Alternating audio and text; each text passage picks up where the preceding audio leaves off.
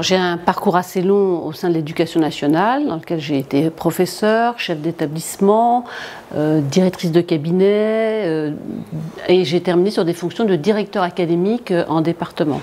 Au cours de ce parcours, si vous voulez, les années où j'ai été enseignante dans le secondaire, il y avait une parité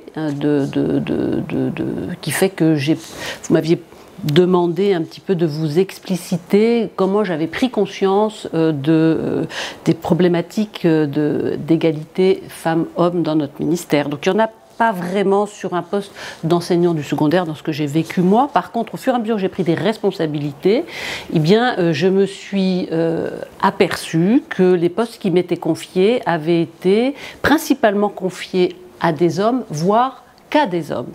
Et que d'ailleurs dans dans la dernière fonction que j'ai occupée de directrice académique, 2 des 3 postes que j'ai occupés avaient été précédemment confiés uniquement à des hommes.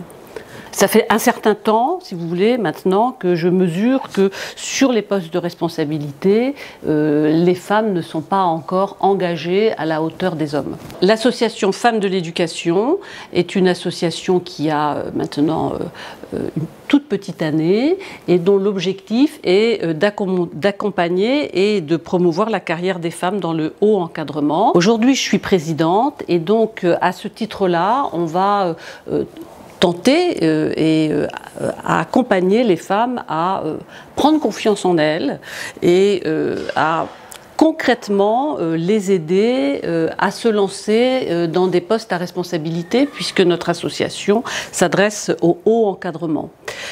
Prendre des responsabilités, concrètement, c'est savoir mener un entretien professionnel, concrètement, c'est savoir prendre la parole en public, c'est ne pas avoir de difficultés dans le cadre des entretiens avec la presse, et puis concrètement, c'est probablement aussi de voir avec notre ministère comment on peut mieux accompagner l'articulation professionnelle et articulation personnelle des femmes qui souhaitent s'engager dans le haut encadrement. On nous retrouve sur les réseaux sociaux, donc toutes les informations concernant notre association sur les réseaux sociaux, sur X et sur LinkedIn.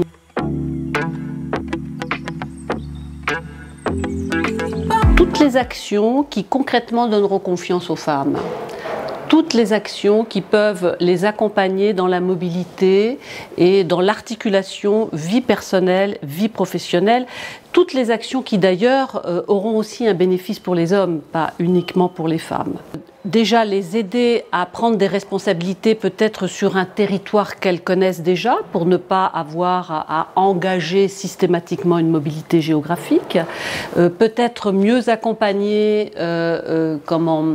l'articulation vie personnelle, vie professionnelle, en tentant d'avoir des calendriers qui soient davantage les calendriers de la vie familiale, de la vie scolaire, dans les mutations. Et puis en étant particulièrement attentif également lors des entretiens professionnels à ne pas, en tout cas à ce que les biais sur l'égalité femmes-hommes soient bien connus de ceux qui font passer les entretiens. Je pense que les freins que j'ai connus dans ma carrière sont des freins que je me suis mise moi-même, implicitement. J'ai par exemple attendu que mon dernier enfant, mon 4e enfant, ait son baccalauréat pour m'engager dans la mobilité géographique. Donc ce sont des freins qui ne sont pas liés à mes fonctions au sein de l'Éducation nationale, mais qui sont liés à la condition féminine et dans la manière dont elle est prise en compte par l'ensemble des ministères, je pense. C'est le principal frein que je me suis mis. Tous les autres, non. Je ne peux pas dire qu'au sein de ce ministère, j'ai rencontré des freins. Bien au contraire, j'ai rencontré des hommes et des femmes qui m'ont poussé à prendre des responsabilités, autant des femmes que des hommes d'ailleurs.